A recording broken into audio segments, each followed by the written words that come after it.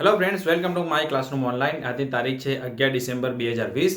બે important topic આજે આપણે જોવાના છે. એક છે પોલીસ કસ્ટડીમાં જે ટોર્ચર થતું હોય છે એના વિશે સુપ્રીમ કોર્ટનો એક ચુકાદો આવ્યો છે, જેને કોન્સ્ટિટ્યુશનલ બોડી જે સબ્જેક્ટ આપણો છે એનાથી રિલેટ કરી શકાય છે.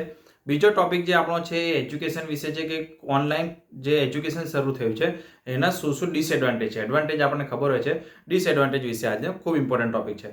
આ જે બંને ડિસ્કશન છે આપણને જીપીએસસી, યુપીએસસી, પ્રિલિમ્સ, મેન્સ અને ઇન્ટરવ્યૂ માટે કામ લાગશે. તો ડિસ્કશન શરૂ કરીએ. તો સૌથી પહેલો ટોપિક છે કે ભાઈ પોલીસ કસ્ટડીમાં જે ટોર્ચરના ઇસ્યુ બનતા હોય છે, બરાબર છે. કસ્ટોડિયલ ડેથ શબ્દ આપણે સાંભળ્યો હશે, બરાબર છે. ઘણી મૂવીમાં પણ આપણે વસ્તુ જોઈ હોય. તો એના વિશે સુપ્રીમ કોર્ટની 3 જજની બેન્ચે એક ચુકાદો આપ્યો છે કે ભાઈ જે પોલીસ કસ્ટડીમાં ડેથ થાય છે અથવા જે ટોર્ચર થાય છે એને રોકવા માટે છે દરેક પોલીસ સ્ટેશનમાં જે કેમેરા ઇન્સ્ટોલ કરો, બરાબર છે. આવી એને ગાઈડલાઈન આપી. રાઇટર કહે છે કે આવી ગાઈડલાઈન પહેલાં પણ આપવામાં આવી છે, પણ એનું ઇમ્પ્લિમેન્ટેશન કેટલું સારી રીતે થાય છે તે જોવાનું રહેશે. કારણ કે સુપ્રીમ કોર્ટે આગળ પણ કીધેલું કે ભાઈ આ વસ્તુ ના થવી જોઈએ, કારણ કે આ હ્યુમન રાઇટ્સના અગેન્સ્ટમાં છે, માનવ અધિકારના, બરાબર છે. ઇન્ડિયન જે આપણો લો છે એ કહે છે કે ભાઈ જ્યાં સુધી કોઈ પણ વ્યક્તિ જે છે સાબિત ના થાય કે એ જ દોષી છે ત્યાં સુધી એ નિર્દોષ છે. તો પોલીસ કસ્ટડી દરમિયાન જે છે એના પર માનો કે કોઈ ટોર્ચર કરવામાં આવ્યું, એને વધારે પડતો માર મારવામાં આવ્યો, એના ઉપર કોઈ પ્રકારના જે છે એ નુકસાન પહોંચાડવામાં આવ્યું, પાછળથી જો કોર્ટમાં ખબર પડે કે ભાઈ એ વ્યક્તિ નિર્દોષ હતો તો એ જે છે બહુ મોટું એક ગંભીર ગુનો કહેવાય, ગંભીર નુકસાન કહેવાય, બરાબર છે. તો સુપ્રીમ કોર્ટે કીધું છે કે ભાઈ એના માટે જે છે તમે સીસીટીવી કેમેરા ઇન્સ્ટોલ કરો.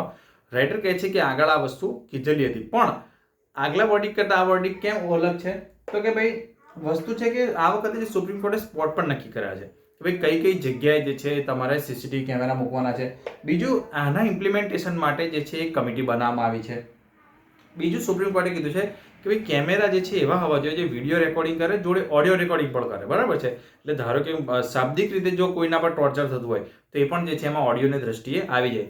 બીજું કે એમાં નાઇટ વિઝન કેમેરા હોવા જોઈએ, એટલે કે રાતના ટાઈમે અથવા અંધારામાં જે છે પણ પિક્ચર બરાબર આવી શકે એવા કેમેરા લગાવવા માટે સુપ્રીમ કોર્ટે કીધું છે, જે ખૂબ સારું સ્ટેપ છે. રાઇટર બીજું પણ એક કહે છે કે પણ આમાં ઇસ્યુ પણ ઘણા છે, બરાબર છે. શું ઇસ્યુ છે એક પછી એક જોઈએ.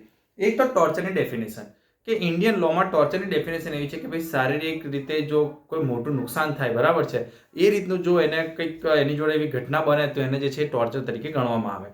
મતલબ કે કોઈ શરીર પર નિશાન બને અથવા એની ડેથ થાય, બરાબર છે.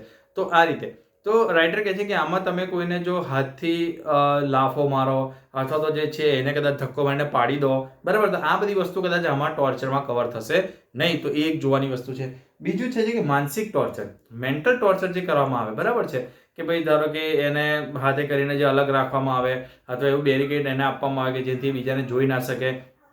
વચ્ચે એક ઇસ્યુ કદાચ તમે ન્યૂઝમાં સાંભળ્યો હોય કે જે છે એના એક મોટા જે બોલિવૂડના ડાયરેક્ટરે કીધું હતું કે ભાઈ મને પૂછતાછ માટે બોલાયો તો મને નીચે બેસાડી દીધો, પોલીસ ઉપર બેઠી, મારી આગળ જે છે એમણે બૂટ કાઢ્યા બિલકુલ મારા નજીક. તો આ પ્રકારનું જે છે એક પ્રકારનું મેન્ટલ ટોર્ચર કહેવાય, બરાબર છે. તો આને જે છે હજુ આમાં કવર થતું નથી. બીજું, બની શકે કેમેરા લગાયા હોય પણ એ વર્કિંગ ના હોય અથવા તો જે તે ટાઈમે ઇન્ટેન્સફુલી એને વર્કિંગ કરતા બંધ કરવામાં આવે. બીજું કે આ થઈ પોલીસની વાત, પોલીસ સ્ટેશનની વાત. પોલીસ સ્ટેશનની બહાર, બરાબર, કોઈ જગ્યાએ ટોર્ચર કરવામાં આવે અથવા તો જે છે ગાડીમાં જે છે એને નુકસાન પહોંચાડવામાં આવે તો એ જે છે સીસીટીવીમાં, પોલીસ સ્ટેશનના સીસીટીવીમાં એ વસ્તુ ખબર નહીં થાય. બીજું કે conflict of interest. Conflict of interest લેશું કે ભાઈ જે વ્યક્તિ અથવા જે ઇન્સ્ટિટ્યૂટનું તમે ચેકિંગ કરવા માંગતા હોય તો જે વ્યક્તિ જે છે ગુનામાં હોય તમે એનું જે છે તપાસ એને સોંપો. એવું થાય કે ભાઈ ધારો કે કોઈ માનો કે કોઈ પોલીસ સ્ટેશન પર કોઈ પોલીસ અધિકારી પર જે છે એવો આરોપ લાગે કે ભાઈ આમણે જે છે અમને નુકસાન કર્યું છે, તો વિડીયોમાં આવી પણ ગયું હોય તો એ વિડીયોને એનાલિસિસ કોણ કરશે? પહેલું તો એ પોલીસ જ હશે, બીજી એનાલિસિસ કરવાવાળી. તો બની શકે કે એમને એવું થાય કે ભાઈ આપણા પોલીસનું નામ ખરાબ થશે તો એ વસ્તુને જે છે દબાવવાની કોશિશ કરવામાં આવે. તો રાઇટર કહે છે કે આ પણ એક ઇસ્યુ છે. બીજું કે 2015 લઈને 2018 સુધીમાં 1200 લોકોની જે છે કસ્ટોડિયલ ડેથ થઈ છે, પણ કન્વિક્શન રેટ જે છે એટલે સજા થઈ હોય તો ફક્ત 7 જ જણને થઈ છે, તો જે ખૂબ જ ઓછો રેટ કહેવાય. તો એના ઉપર પણ જે સુપ્રીમ કોર્ટે કામ કરવાની જરૂર છે. બીજો ઇમ્પોર્ટન્ટ ટોપિક છે ઓનલાઈન એજ્યુકેશનની ખામી વિશે. કોવિડનો ટાઈમ છે, ઓનલાઈન એજ્યુકેશન ફરજિયાત છે અત્યારે, અથવા ફરજિયાત કદાચ જરૂરિયાત છે આપણી. તો એના ફાયદા તો ઘણા બધા છે, પણ જો કોઈ જગ્યાએ એવું પૂછવામાં આવે કે એના નુકસાન શું છે, બરાબર, તો જે છે એક આ ટોપિક જાતનો છે, આપણને કામ લાગશે એના માટે કે ભાઈ સૌથી પહેલાં તો સ્માર્ટફોન ના હોય, બરાબર છે. ઓનલાઈન એજ્યુકેશન માટે તમારે ડિજિટલ ગેજેટ્સ જોઈએ, બરાબર છે, મેજોરિટી સ્માર્ટફોન. તો કદાચ જો સ્માર્ટફોન ના હોય, ઘણા લોકો જોડે નથી હોતો સ્માર્ટફોન. બીજું કે 2 કે 3 બાળકો હોય, બરાબર, તો દરેકના ક્લાસ 9 વાગ્યાથી શરૂ થતા હોય, 7 વાગ્યાથી શરૂ થતા હોય, 11 વાગ્યાથી શરૂ થતા હોય, જે પણ ટાઈમ હોય, અથવા એક્ઝામનો ટાઈમ જે છે એ જોડે હોય, તો એ વખતે જે છે પેરેન્ટ્સને ઘણો પ્રોબ્લેમ થાય છે. બીજું કે રૂરલ એરિયામાં જે છે એ નેટવર્કનો પ્રોબ્લેમ, વીજળી ઘણી જગ્યાએ હજુ નથી પહોંચી, પાણી નથી પહોંચ્યું, તો કદાચ ઇન્ટરનેટ તો ઇન્ડિયામાં હજુ વાર લાગશે, તો ઇન્ટરનેટનો પ્રોબ્લેમ હોય છે. બીજું ડિજિટલ લિટરેસી, કદાચ માનો કે ઇન્ટરનેટ પણ હોય, કદાચ સ્માર્ટફોન પણ પરચેસ કરી લે, પણ જે છે કનેક્ટ કરવાની જે વાત છે, એના જે પેલા આઈડી પાસવર્ડ આવી નાખવાની વાત છે, બરાબર, અથવા તો ચાલુમાં જે છે કેમેરો ચાલુ કરવાનો, ઓડિયો બંધ કરવાનો, બધી જે સિસ્ટમ હોય છે એ કદાચ જે છે દરેક પેરેન્ટ્સને ના પણ ફાવતી હોય, તો ડિજિટલ લિટરેસીનો પ્રોબ્લેમ છે. બીજું કે ઓનલાઈન ફ્રોડ વધી રહ્યા છે. ઘણી બધી એવી કંપનીઓ છે જે ઓનલાઈન જે છે એ દાવો કરે છે કે ભાઈ ભલે એજ્યુકેશન નથી થતું, અમે તમારા જે છે સ્ટુડન્ટ, અમે તમારા જે છે છોકરાઓને ઓનલાઈન એજ્યુકેશન એટલું સારું આપીશું કે જેનાથી એમને સ્કૂલની પણ જરૂર નહીં પડે. તો એમાં જે છે કદાચ પેરેન્ટ્સ ભરમાઈ પણ જાય અને એમાં જે છે એનરોલ કરે કે ભાઈ ચાલો સ્કૂલ બંધ છે, ઓનલાઈન ક્લાસીસમાં મજા નથી આવતી, તો આ લોકો ભણાવી દેશે. તો એમાં જે છે ઘણા ફ્રોડના કિસ્સા બહાર આવે છે.